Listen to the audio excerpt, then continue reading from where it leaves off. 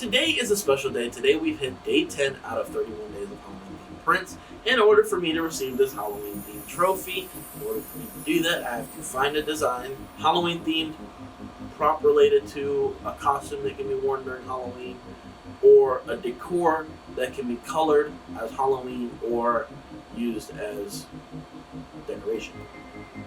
We are about 30% done with this challenge. Today we have the Hand of Vecna, not the one from Stranger Things, but the one from D&D. So stick around and find out how it turns out. I'm really interested to see how this goes as I printed the hand on the backside.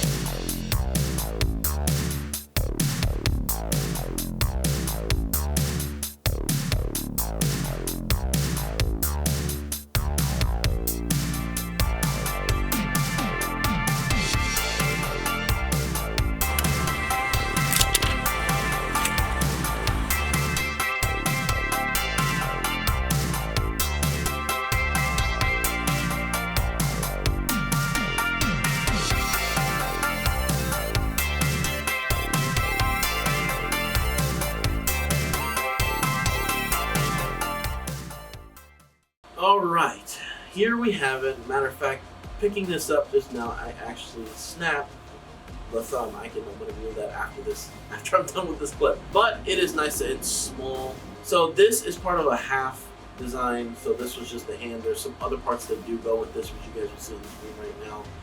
And this one probably, if I were to do this again, probably would be like this. And get the supports, maybe even angled like this so the support can be on the fingers rather than on the back, because that really makes it to where the post-processing is going to be a lot harder to do, because all of the support lines are all on the back of the hand.